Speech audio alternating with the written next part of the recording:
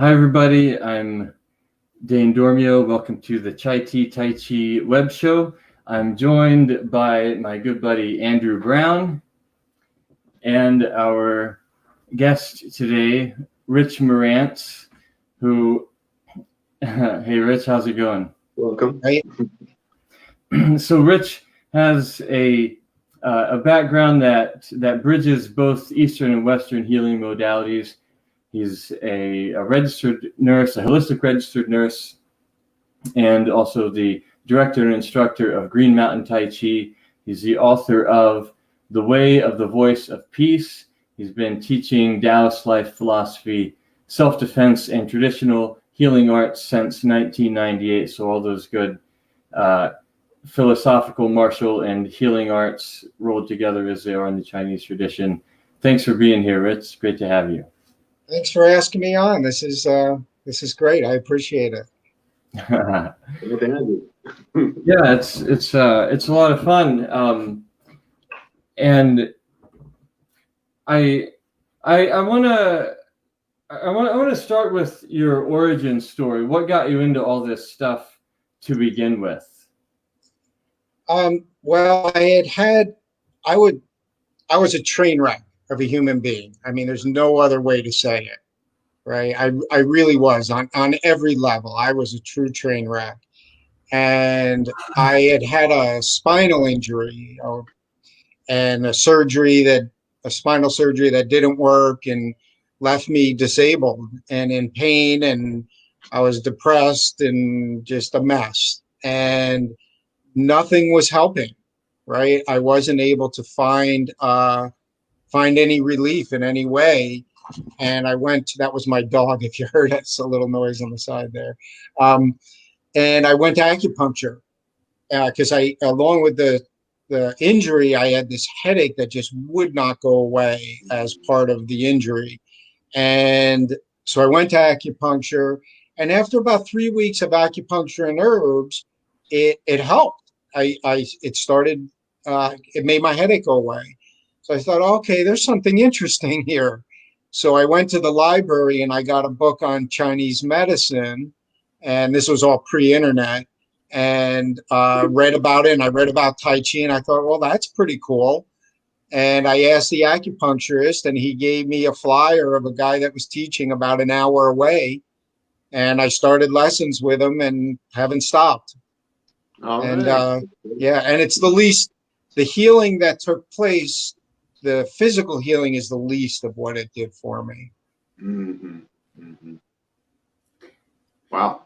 So you came to the Taoist healing and martial arts through your personal healing path, and how did that intersect with being a nurse? Did that come later, or?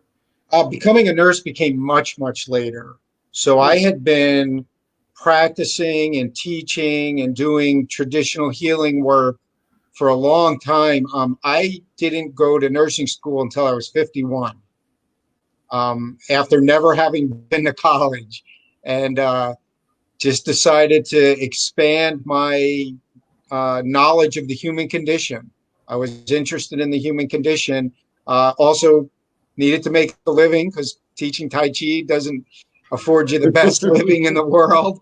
There's that practical aspect to it, right? Taoism is very practical. And I have a family trying to feed. And so I decided to go to nursing school.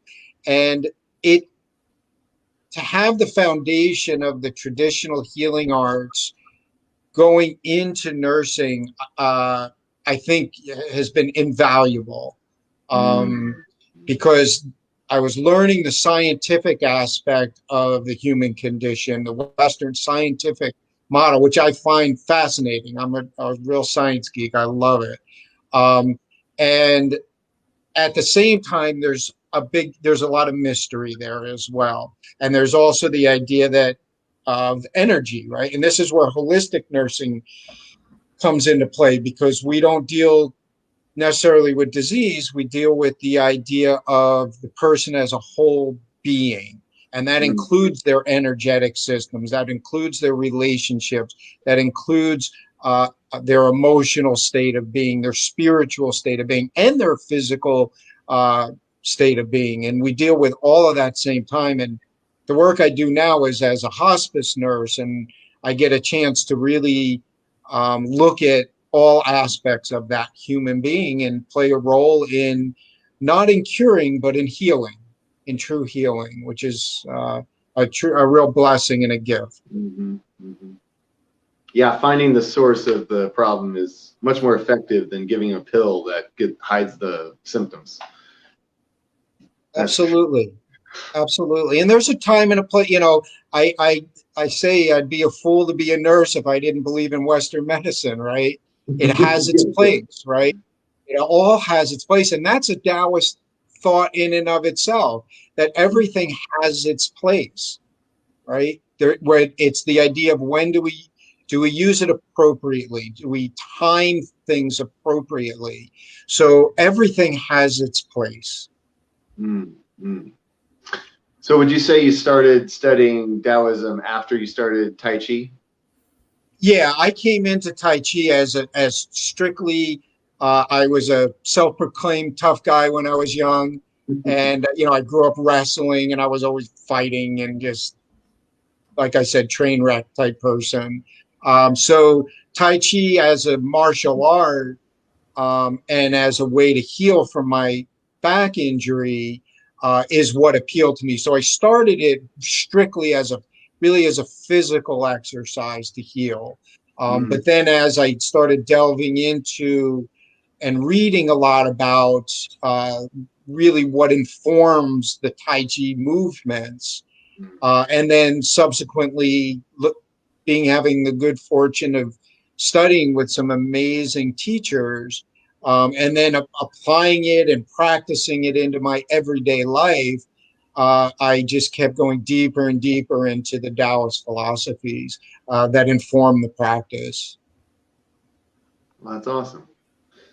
So what was your first book that really got you interested in Taoism? Oh, that's a good question. I remember my first Tai Chi book, which is T.T. Liang's book. That was my first Tai Chi book. The first Taoist book. That's a really good question. I'm not really sure. It might have been the Tao Te Ching, for all I know. I honestly don't remember a pivotal book at the beginning. Probably my favorite Taoist book is The Seven Taoist Masters. Oh, okay. The Seven Taoist Masters. All right. Yeah, I think that's I learned really well through story. Just the way I learn, we all have different learning styles. I'm not a technical reader. Even in technical things, I'm not a technical reader. So I learned really well through story, and I just love the Seven Taoist Masters. I also love the Chronicles of Tao is a wonderful book as well. I believe Deming Dao wrote that in it. So those two are kind of and actually one of my favorites too is and it might have been really early on I read this, is Beyond the Known. He's a Vietnamese writer. I cannot remember his name.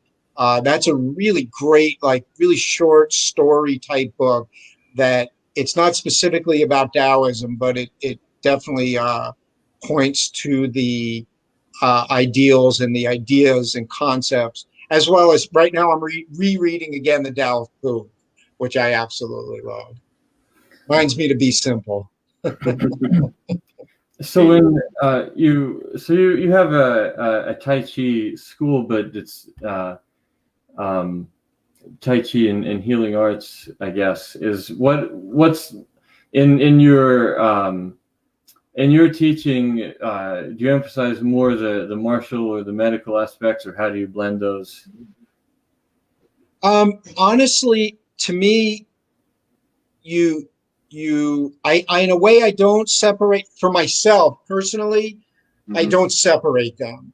I say just practice, right? Just practice, and those things such as the martial ability or the healing ability or the ability of personal growth and development or the application to live a good, happy life all come from the same place. Those are all just expressions of a good practice, right? Those are just ways to express it. Those are details that are on the periphery, right? Those aren't the central aspect.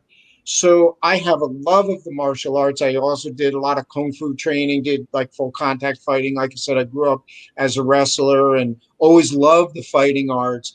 And so I just wanted to kind of preface it with that idea that, to me, the different aspects that are born from a good practice are simply expressions, right? And so it really depends on who I'm teaching, right? What is their interest, or how can I help them reach their potential as a human being?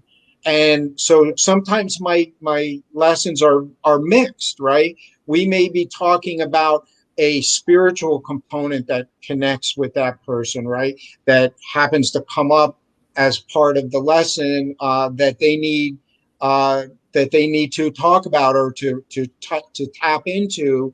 And 5 minutes later, we can be pushing each other, right? Or I can show them an application because it's the appropriate thing in that moment. So I don't necessarily, although I've taught like kung fu classes, or I've taught like I like to teach self-defense to say, like, young women going off to college. We live in a really rural area, and really small, kind of like bucolic bubble, and going off to college, I want them to be safe, right? So I've done those type of programs. So those are kind of specific, but generally speaking, we just practice, and whatever shows up and whatever's appropriate in that moment, that's what we work on. It's great. It's great. You should always be teaching to the student. Try not to teach one class to every single person. Absolutely. Tough to go forward that way. It's actually kind of a co-arising phenomenon in the energy field that's present. Mm-hmm. So I wanted to ask, what kind of what do you actually teach? Are you like a Yang stylist, a Chun stylist? Oh, that's a great question. When I teach Tai Chi form, I teach the Yang style long form, the 108 form. That actually was the original form that I started with. In Tampa, Florida, I was studying with by a gentleman by the name of Art D'Agostino. That was in 1989, my first teacher. So I learned the 108 form from him, and I've been practicing it ever since. I've learned it subsequently from different teachers who, of course, everybody expresses it differently. So, I don't know if I would say my current shifu said to me when I was explaining this to him, he said it is actually traditional way, but it's not necessarily traditional Yang style, because I've learned it from different teachers, and I'm a practical person. What works and what doesn't for me as an individual, right? What can I use can I apply it martially? Does it help my health? Does it help me live a better life? If it does all those things, I'm doing it right? That's the way I see it, right? And I try, and as long as I teach principle based, right? So I don't get too caught up in, the hand's got to be here, hand's got to be there, unless there's a reason for it. But really, I teach very principle based. And then personally, I practice Wudang forms. My current teacher's Wudang priest. So I practice Wudang forms. I can teach them. I don't necessarily teach them. I practice though. That's part of my daily practice. And then I teach a variety of Qigong forms as well. And I like to do those in a workshop setting as well. Those lend themselves really well to workshop settings. But as far as the Tai Chi, I teach the Yang style 108 form. Although I've learned different styles. I've learned Chen style. And so, cool. All right. Well, I used to do Wudang Jian, Wudang straight sword, and that was a beautiful form. I love that form. It was one of my favorites, and I'm like, I really want to learn more, but my teacher was like, that's the only Wudang thing I know. There's some really great teachers out there for Wudang swords. I can, connect you with a couple. There's a couple of really great teachers out there. All for right. sure. Thanks. Yeah, I'm sure you got lots of references and recommendations to hand out. I do. So how did this what gave rise to the impulse to write? Oh, when I wrote my book, you mean? Yeah. Well, I always did a lot of writing. I actually had I think 2 articles in Tai Chi magazine published at one point, which is that was pretty exciting. As far as with this book, it wasn't a choice. I had received a true spiritual calling to teach a message of peace. And I was like, well, how do I do that? Right? I mean, I'm just some guy, right? What do I know about this stuff? It was very humbling. But then it kept coming, teach it now, teach it in this situation. Like I would get these spiritual messages and I got a very strong message that I had to put it down in writing, that I had to write this message of peace. And that was like in October. And I'm trying to figure out, how do I do this? How do I do this? And I had never written anything like that before, right? And like I said, I didn't go to college or anything at that point. So I didn't really have skill in that. So I tried doing some outlines and nothing was working, right? I kept getting this message, like, you need to write this, you need to share this message of peace. Like, I'm trying, but I don't know what the heck I'm doing here, right? And I was on a plane to go to Austin, Texas to teach a workshop down there. I was teaching a group of people down there.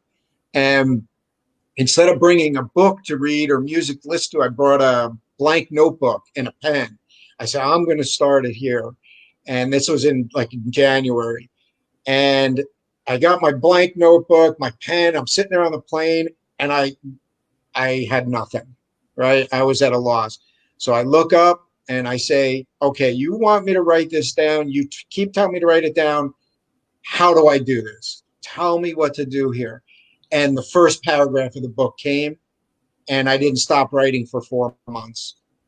And the first paragraph is still there. That's in it almost verbatim. I don't think I changed a word of that first paragraph. And I wrote for 4 months, and then I was lucky. I had some good editors that helped me, and had a few, some help with the project for sure. Nothing. You usually can tell when a book has been self-written without editors, right? I don't like that very much. I actually went through that book. The last thing I did, I went through it word for word and made sure there was not one typo in that book. Good. That was good. an important thing to me. Right? Books. So it was a true, and it's the same reason I got into hospice nursing. It was I received a call. I received a very true spiritual call to do these things. And I've learned that when you listen, you connect and you listen and you trust what you're hearing, then the next step is to act on it, right? You act on that information that you get from that which connects us all, whatever that is.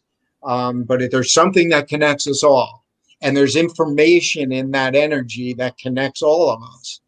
And when we can tap into that energy that connects us all, then if we act on it, we're living a real life. We're living a genuine life at that point.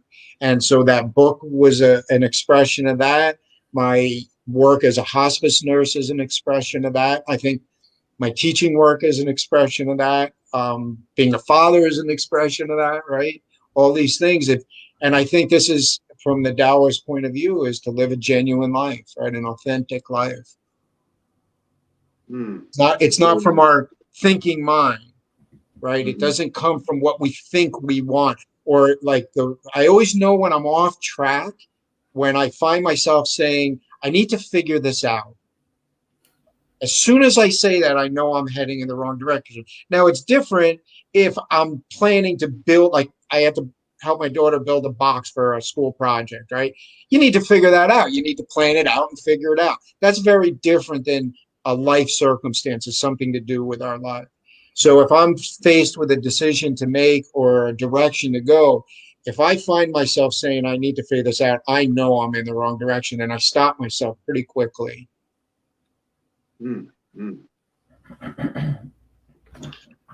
So you said you've also been studying and teaching self-defense for a long time too? Yeah. So, I was trained in the fighting arts, I've had different teachers. Had this one wonderful Kung Fu teacher for almost 5 years. And it was brutal is the only way to say it. It was brutal training. I learned a lot. It was what I needed at the time. And then I moved away. So I didn't study with them anymore, but then I found, my next teacher, right? That I've had various teachers. I haven't been my path has not been one of one teacher for my whole training time. I've had different teachers at different times that provided me what I needed, I guess, at the time. And so, yeah, I've been trained in the fighting arts by different teachers. As I said, I grew up wrestling, which is I consider American martial art. And then I actually worked on an inpatient psych unit for a number of years. And I had an opportunity really to put into practice the principles of Tai Chi in a very real situation with dealing with people that were, say, delusional and not reasonable, that would tell you, I want to kill you, and try to kill you. And you have to stop them without hurting them and not get hurt yourself. And I had many opportunities to do that. And also the idea of de-escalation. So it never got, most of the time it didn't get physical, right? Using your Tai Chi in a way that allows it to not become physical. That's a very real thing. And so I had lots of practice in that, of applying my Tai Chi, both energetically, verbally, and physically. And I happy to say I never had to hurt somebody, so I didn't get hurt, or so the rest of the staff didn't get hurt. So I feel good about that. Well, that's good that you had that real personal experience. I've always, someone who teaches self-defense, I've thought to myself, maybe I should go work as a bouncer for like 4 years at some really bad club just to practice. Yeah, it's funny because I have some teachers that are a whole lot more experienced than me, and I listen to their stories, and they've been in true life or death situations, but that's their path, right? We can't force our path. It just so happened that I ended up as a nurse working on a psych unit and was one of the instructors for our hospital system on de-escalation technique and restraint technique. So I was generally, when I worked, I was the point person into the room when somebody was out of control. So I got lots of practice, right? But would I choose to do that? I can't say I necessarily would have, right? But it was part of my path, right? And I'm glad I did it. It does bring up a really interesting idea, which is what if healthcare workers were what if this was part of their training, like it is for acupuncturists? To learn acupuncture, you have to learn qigong, or to become a doctor of Oriental medicine, you have to learn qigong, and many of them also learn Tai Chi. And of course, there's a lot of crossover in traditional Chinese martial arts. The archetype of the doctor, the doctor fighter, kind of like you learned from. But what if like to become a nurse you had to learn some qigong or even some Tai Chi, or to become a doctor? To go to medical school you have to take calculus, because it's a requirement, at least as far as I know, most places, for a pre-med degree of any kind, whatever your major is. If you're on a pre-med track, you have to take calculus. And it's not because you'll ever need calculus in medical school or as a doctor. It's more like just kind of a weed out thing to see who's mentally tough enough, or see who wants it bad enough. But if we can force doctors to take calculus, why not have Tai Chi be part of the curriculum? I mean, I think that makes to the Western medicine system overall. That saying let's just throw the whole thing away because it's rotten. What if we incorporated Taoist principles into that, and what kind absolutely. of that create? And so that's a paradigm shift that is happening, right? So this is where, like, say, the holistic nursing comes in, right? So a big part of becoming, and actually, I'm working towards my board certification, and that it's an actual recognized specialty. But a big part of that is the idea of self-care is part of that specialty, right? That you have to be able to take care of yourself, and that is with things like traditional Chinese medicine and the related arts such as Tai Chi or Qigong or yoga or meditation or things like that. This idea of you cannot be truly present for another human being in a healing environment if you have not taken care of yourself, right? How can you be present and provide that care without that? So it will take a paradigm shift away from this reductionist way of thinking of the human body of, well, if I just cut out this one part and only deal with this one part, then it doesn't matter what I'm thinking while I'm doing it, right? When I walk into the room, as long as I know what your blood pressure is, who cares what my attitude is, right? It makes no difference, but we know it does, right? We know it does. And so that shift away from where the physical body and the energetic body and the mental attitude are all separate entities is starting to shift, right? That's the model that healthcare has been in, for Western healthcare has been in, and really went deep into it, particularly with everybody specializing, right? I know how to do this one type of thing. So it's like, I got a hammer, so you better have a nail, right? And if you don't have a nail, I can't help you. So there's a paradigm shift that is occurring, right? And I hope to be part of that, right? By the way that I engage in my practice and take care of myself and practice my Tai Chi and share that with the other people that I work with, say at the agency I work at, right? Or when I worked at in a hospital, we were doing some Tai Chi, right? I was teaching some Tai Chi class. It was almost impossible to do because everybody works shift work, right? So it's really tough. The system doesn't lend itself well to that.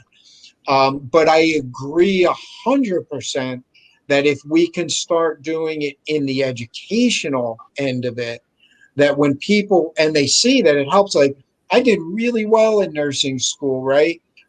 A big part of it was because I knew how to meditate and because I would do my Tai Chi every day and I would be calm and relaxed, right? So I think that helped me in my exam. So even if we approach people that are in medical school, say, you want to do even better on your exams, learn to meditate, right? But there's also a lot of research coming out, right? We know that, right? There's so much research coming out that shows the benefits of a meditation practice or a Tai Chi practice. I've done a lot of reading of the different studies on Tai Chi, and I have yet to find one that says, don't bother doing this, right? Every single one of them shows that it's effective, right? I've yet to see one that doesn't show that it doesn't have some effect, positive effect, right? So I 100% agree. If we can get this more into into the different healthcare professions, get that into their programs somehow, I think it would change healthcare as a whole, the way that it is provided to all of us and that may be going through a healthcare crisis. I'd much rather have a doctor who really cares about me and sees me as a whole person than somebody. And I went through this not long ago. I had a really serious leg injury about 3 years ago that required a lot of time in the doctor. And the doctor that took care of me, everybody kept saying he was this great surgeon, but he was a horrible doctor. Right? And I couldn't stand going to see him. and I didn't heal well from him. You know what I mean? So he fixed the injury in the surgical theater. But if he also had a better attitude and maybe put his intention into it, maybe it would have healed even better, right? Yeah. Because we know that intention matters. It becomes tangible. Yeah, no doubt it would. Yeah, as a holistic healer and a Tai Chi teacher, you've probably seen that the mentality of someone who's healing is a big part of that healing process. If they're just depressed and down on themselves and they think they'll never heal, they probably won't. But if they have that positive attitude and you're helping them with other exercises besides just take your pills, drink water, giving them movements, absolutely. Yeah. And I see it like with my patients that I see all the time now. I can see two people with very similar illnesses, right? And the attitude, there's no doubt that it lessens pain with it. If you have like this positive outlook on life, you're realistic that, the patients I see are, they have terminal illnesses, right? Their illness is life limiting, right? I'm a hospice nurse, so that's who I see. But the ones that have this outlook on life that says, okay, I know what I'm going through, but you know what? It is what it is. I'm going to do the best I can within the context of my life. Their pain levels are less. Their symptoms seem to be less. That doesn't, and I went through this again, with my leg injury, I really noticed that, and I had terrible chronic pain with it. I mean, I felt like I was being tortured. It was the worst pain I've ever experienced in my life. And I noticed that even if the pain level itself didn't change, depending on my mindset on any given day, if I was like in a really good space, my perception of the pain lowered. It didn't bother me as much, even though it hurt the same. So it didn't bother me as much.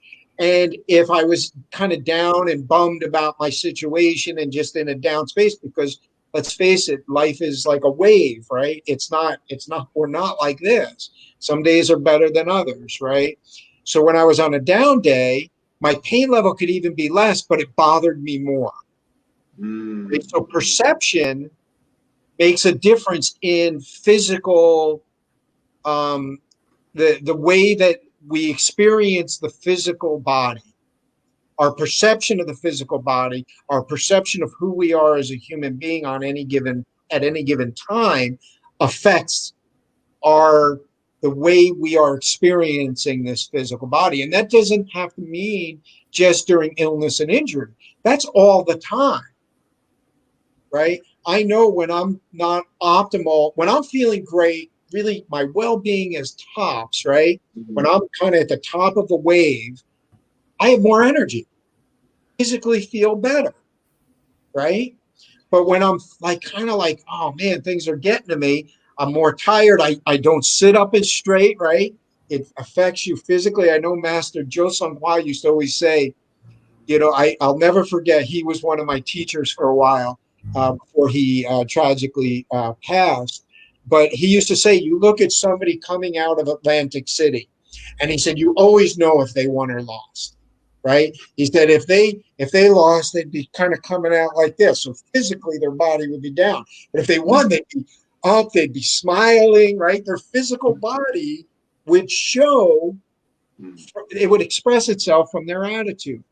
So our mindset plays a huge role in the way we experienced our physical body. There is no doubt about it. And they're doing a lot of studies on this as well. Yeah, the inner smile. Yeah, the inner smile is a wonderful practice. Mm-hmm. Yeah, you can go ahead. Yeah, this seems to relate to something you said earlier about just wanting to contribute to this revolution in healthcare and in all aspects of things, because the more I think about it, I mean, a big part of my mission on this planet is to spread mind-body practices and specifically to help more people to establish a personal daily mind-body energetic hygiene practice. The way that, there was once upon a time, people didn't used to brush their teeth, their teeth, if you can believe it, like it used to not be a thing, and it became a thing. And it was actually an early 20th century industrialist who figured out if you make toothpaste minty fresh and launch a whole public relations campaign and you actually transform people's behavior. So now most people are doing this on a daily basis, and I happen to think it's a good thing. But I'd like to see that same kind of transformation take place within my lifetime, of where it's just considered an ordinary part of being a human, just like brushing your teeth every day. You have a personal daily mind, body, energetic hygiene practice of some kind: exercise, breathwork, meditation, qigong, tai chi, yoga. There's a variety of things, but qigong, of course, is a complete mind-body practice because it incorporates body, breath, and mind together into the same activity. So if this really gets sort of adopted into the source code of society in a really profound way, particularly, we're talking about how would this transform healthcare, Western medicine, if mind-body practice was part of the curriculum for healthcare practitioners. And imagine if it was ordinary part of the training for teachers in the education system, or for police. What if all Absolutely. police Tai Chi? And I'm going to tell you a quick story. So I when my daughter was in elementary school, they would have the whole school would do like a meeting in their gym, right? Every morning or every Tuesday or something, I don't remember. So they'd get, like, it's not a big school. We live in Vermont. It's like maybe 175 kids in the whole school, tops. And so they asked me to come in and do a little program, right? So I just did some really simple qigong, right? Just like up and down breathing, in and out, like as simple as you could possibly get, right? But really simple qigong. And you could feel the whole room just kind of like, right? Just settle. And afterward, the principal came up to me and she says, "We got to start doing that for all the teachers every day for these kids," right? And it is that idea that if we can get the teachers, and I've done a lot of programs in schools. I love getting into the schools and teaching these kids, especially before they get any inhibition. So like when they're like in kindergarten or something, or first grade, before they start getting inhibited. But then the teachers see the effect that something as simple as this, as inhale, exhale, pull and push like a wave, whatever it is, right? It's really simple stuff. And they start seeing the difference of it. So they think, well, wait, maybe I can incorporate this into my classroom, right? And I've gone into high schools and say, look, you want to improve your test scores, get these kids calm before they take those tests. Do some breathing with them, get some training in some breathing, right? So, and I know I'm not the only one doing that, right? So it's happening, right? It is happening. And I was thinking, I agree with you, right? 100% that it would be a wonderful thing. And we can go back to the Taoist ideal of, or concept of, use no force, right? So we look to make the change without trying to make the change, right? So there's one of my the most commonly known Taoist concepts is do nothing, leave nothing undone, right? That's a very common, from the Tao Te Ching, and common concept. So the idea is we just practice, we just be, we do our work and we walk away, right? I say that often in my work, right? I do my work and I walk away, right? We're not doing it with any idea of, I want to make this big change. Now, it's good to do that. I'm not saying there aren't people with big ideas looking to make big change. But from a Taoist perspective, which is where, I know this conversation is about, a lot of it is we just practice. We be who we are with the right intention. We allow people to see us or not see us. It's their choice. And when they're ready to see it and hear it and feel it, which I think feeling it is the most important thing, they'll either change or they won't. And if there's enough people out there doing this work, it will start to have an effect. And I think it is having an effect. I don't even think it needs to be started. I think it's been started before me, right? Long before me. I'm not the originator here in any way. I mean, it's been going on as long as there's been monastic sects, at least, Exactly. So the idea is to use no force, though, to just do our practice and allow it to express itself. And that's how we can make change without trying to make change. That's my thought on it, though. That's a personal thing. Sure. Yeah. Well, it has a very organic sort of nature to it, and it's something that has been going on. Like I remember explaining to my mom one time about how the one of the what the monks in monasteries, just like sitting there meditating, what they're doing is they're cleansing the human soul, and like the collective human soul. They've been at it, and they're still doing it. It's happening, there certainly is an effect. The more of that type of activity happens, the more the effects accumulate, and so it has a very organic sort of nature. And there's also ways that nature can be helped out, in ways that are in alignment. Like if you want to reforest a desert, you can plant certain key vanguard species in certain locations, and they'll kind of pave the way and assist nature. Or like if you want a wound to heal, you can sew it shut, and it helps. It sort of helps the organic process to function. So one of my favorite stories is about a spiritual teacher who says the universe and everything in it is perfect. And one of his students says, "Oh, how can you say it's perfect? There's war and violence and corruption and poverty, and it all needs to be fixed." And the spiritual teacher says, "Everything in the universe, including your desire to fix it, is perfect." I mean, we talk about another key idea from the Tao Te Ching is being in alignment with the way of nature. But the more I thought about that, I was like, so the way of nature just is, and actually everything, you can't really not be in alignment with the way of nature, but you can. We have this ability as conscious beings. We can not realize we are in alignment with the way of nature, or we can think we're not in alignment with the way of nature. We can try to go against the way of nature, and if you do all those things, you'll suffer.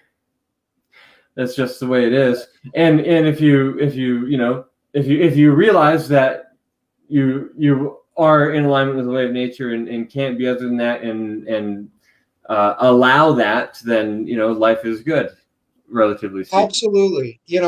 And the idea here is too that although we say do nothing, leave nothing undone, and we just do our practice and walk away type thing, it doesn't mean it's passive, right? So like what it sounds like you're also kind of getting at is there has to be action as well, but it's the idea of following the nature or following our nature.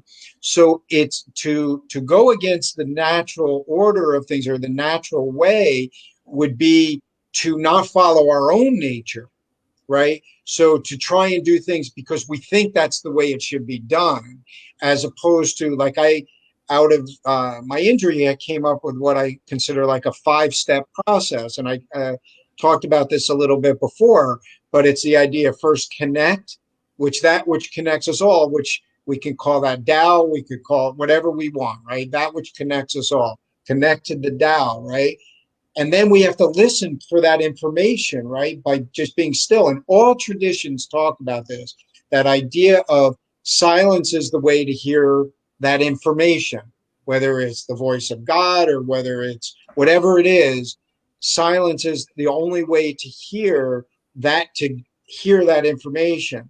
And then we have to learn to trust that that's what we're actually hearing, that we're not conjuring it up in our own mind because we think we know or we want it to be a certain way, that we trust. And there's a different quality to that information. It's always very different. I generally can tell when it's not from my thinking mind as much, right? But then once we trust that that information does come from that place, the important part, and this is very Taoist in its thinking, is we have to act. We have to do something with that information, right? We have to take that information and we have to put it into action. Tai Chi, we don't sit and do nothing, right? We get quiet, we feel that energy move, and then we move. If you don't ever move, it's not Tai Chi, right? It's not Tai Chi if you don't move. And so you have to put it into action. If you didn't allow for the emergence of that expression, then you would be you would be withholding, restricting. You're fighting against your nature. Exactly. You're fighting against your nature. And then there's a fifth step, which I think is probably the most important, which is repeat. Right? Go back to connecting again. And that's the walking away. To not say, oh, look at what I did. Look at how great this is. Now let me rest on my laurels here, right? It's the idea of go back to connecting again, to connecting so that you can now take the next step. So it's cyclical, right? It's always cyclical, right? So we're always either in a space of connecting, listening, trusting, acting, connecting, listening, trusting, acting. So then we're following our nature. And I've never seen it turn out wrong when I follow that pattern. But when we do like what you were just talking about, where we fight that, usually for me in my life, it's out of fear, either fear of loss or fear of what it may become. I don't do it. And those are the things I always regret. Those are my regrets, right? Or the things that I fought against my nature, what I knew would have been the right thing at the time, but we can't change that. So my grandmaster, Li Cheng Yu, she had a saying and I heard this through my teacher, is they make a lot of medicine, but they make no medicine to cure regret. I've heard it's alcohol. Just another Band-Aid. But it's a pretty effective one. Yeah, I wouldn't call that a cure by any means. It's a long treatment, all right? Everything's got its place. Yeah, that's right. That's right. Everything has its place. So, I wanted to ask you too, Rich, about your sense with the recent events and whatnot. A lot of teaching has been moving online. So I was curious if you've started to get into that at all. Very, very recently, actually. So every year there's the Master Joe Tsonghua Tai Chi birthday Tai Chi festival celebration. It's to celebrate it coincides with when his birthday was. And he had something called the Chang Sang Fang Festival that he did for decades that I used to go to and bring in teachers from all over the country, and they do like 4 or 5 workshops at a time. It was amazing, right? All outside. And after his passing, one of his students, Bruce La Caruba, on his property near Master Joe's Tai Chi farm, set up a Master Joe Tai Chi festival that's been going on for quite many years. So this year, so the reason I'm telling you all that, because so this year I haven't done any teaching online, and with the exception of my YouTube videos. And I've been asked a lot, and I've really kind of resisted it, just thinking it just didn't seem like the right thing to do. It wasn't so much that I was against it, but I listen, I connect, listen, trust, act, right? So I wasn't feeling it. It just didn't feel like the right thing. But at the Tai Chi Festival, they did it through Zoom. So they did one workshop at a time, 45 minutes. And that was my first kind of interactive type of online teaching. And it went okay. I think the whole weekend went really well. It was very successful. People got to share their teachings. By watching the other teachers, I was kind of recognizing what I felt worked and what didn't work in this format, right? Not the content in their teaching, because they're all amazing teachers, but more of how do we get our message across in this format? So I kind of observed them and thought, okay, that worked. That didn't work from my perspective. So I tried to adjust the way that I taught based on that. And so that was just on the 12th of this month or 13th of this month. So just very recently, a week ago, basically. And so then yesterday, when I was practicing, going through my forums, I don't know about you, but many things pop into my head when I'm doing my Tai Chi practice, right? Like ideas like, oh, wow, that's kind of cool, right? And then I keep practicing, right? I think that's a pretty common phenomena, right? Because the energy's flowing, right? And you're out of your thinking mind. So some of our best ideas can come from when we're in the middle of a Tai Chi practice. So I thought, you know what? Maybe I can do some private Zoom lessons. I think we can make that work. It's not ideal, obviously, but I think it could work. I don't know if I would want to do a group lesson. I think it would be hard to interact and to be able to see what people are doing. So actually this Saturday coming up, I have my first private Zoom lesson. And as these things work, I thought about it in the morning. That afternoon, somebody emails me, who I used to teach her mom, who had tragically passed.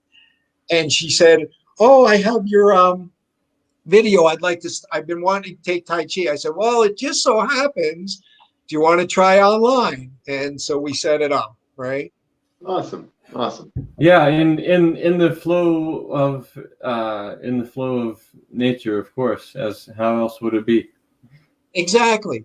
Right. And so, yeah, and if it doesn't work, then that's okay too, right? It's not the right time. That's all. Or it's just the next iteration.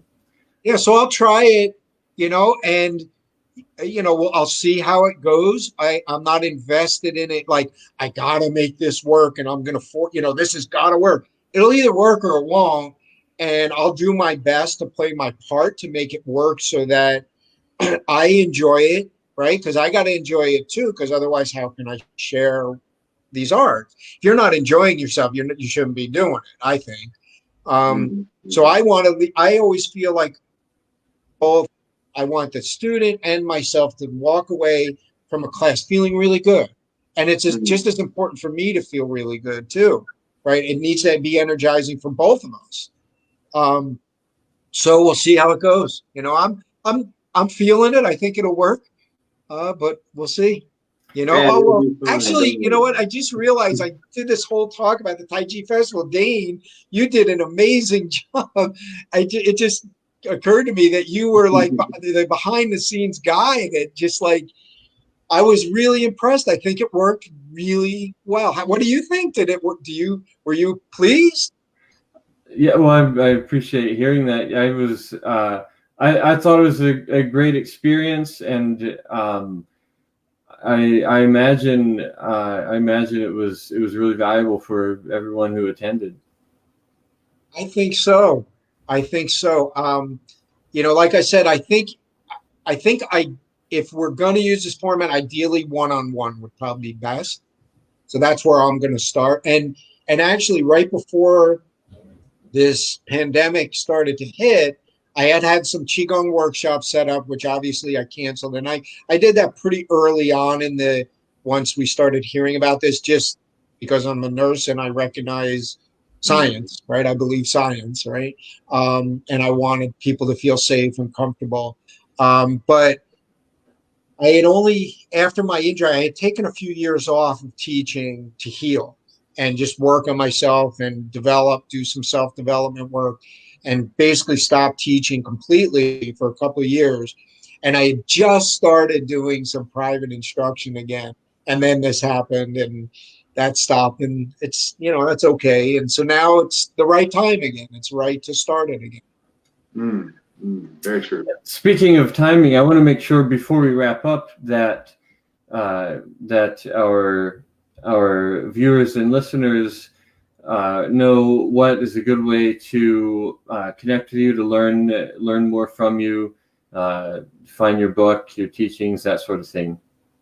What's a good way to reach out? So probably the best way would be through my website. It's all spelled out. It's Green Mountain Tai Chi, TAICHI.com. So I'm in Vermont, in the Green Mountain State. So Green Mountain Tai Chi.com. And can you put that in the comments on this video on Facebook after we're done? You don't have to do it right now. But in the comments, absolutely. Put that as a comment, and so it'll be there, and people, it'll be there. It'll be from you, so people can use that. And I'm always open to people calling me. People call me all the time. As you can tell, I like to talk about this stuff. So people call me all the time, and I always love talking to anybody. They don't have to become my student. I'll talk to you about this stuff. That's awesome. Yeah. Yeah, that's super generous, and it is. Yeah, it definitely shows that this is something that is really coming from the heart and has meaning and passion behind it. So I think that's a really generous offer to make, and if you whatever other contact information you want to include along with your website so people can reach out to you, that would be great. And yeah, email is great. I'll put that on there. Email is a good way to get in touch with me. Excellent. Yeah, we'll be sure to put that in the comments. So if you're watching now, we'll be there after we get done. If you're watching the replay, it's probably already there. Hey, Rich, I have one more question before we wrap up. I wanted to see if you have one exercise that you could teach everybody in the world right now, what would it be? Standing meditation. John Chuang. Okay. John Chuang. Which style of John Chuang? The circle? Yeah. Okay. Absolutely. Change your life. If you could only do one thing, do that. Wow. All right. That's pretty powerful. I mean, I was reading a book recently, and the writer was talking about how John Chuang is a wonderful exercise, but if it's done improperly, it can lead to some horrible, horrible side effects. So it's really important to understand the principles, or at least be taught by a teacher how to do it for a few months before you just say, "Oh, I can do it on my own. I don't need anybody." Well, I think all these practices, teacher is important. There's no doubt. Okay. Yeah, it's true of a lot of things that if it doesn't, to lead to long-term damage, you have to keep doing stuff that hurts. Yeah, it's uncomfortable. Yeah. But at the least, you can definitely stagnate in your progress. Whatever. And honestly, I think the danger happens the more experienced you are. So when you're not very experienced, you have to do big things to make little differences, both positive and negative. But when you have a lot of experience, you have to do little things to make big differences, both positive and negative. So I think the more experienced you are, the more danger. That's an interesting point. All right. Well, Dane, you got any more questions? I'm sure we could. Well, we got 10 more. Yeah, we'll say to be continued. Yeah, you guys are great. I love hearing your thoughts, and it's great. Thanks so much. Yeah, we really appreciate that. And I really appreciate you coming on, Rich, and sharing your message, and I appreciate the work that you are doing, and I'm glad that we're on the same team. Yeah, me too. And may everybody here be at peace, right? Ultimately that's what we all want, is to be at peace. Yes, right. May all sentient beings know peace. Oh, one more time. What was the title of your book? The Way of the Voice of Peace. The Way of the Voice of Peace. And that's on your website, right? People can That is on my website. Yeah. very easily. Yep. You got plans for number 2? You've got a sequel? Actually, I'm working on a book on resiliency. Okay, great. All right, we look forward to it, man. Thanks so much, Rich. It's been great chatting with you. Yeah. Great. Thank you so much. Thanks, Rich. Have a good evening, and we'll look forward to seeing you soon. Let's connect. Yeah. Bye. Take care. Bye.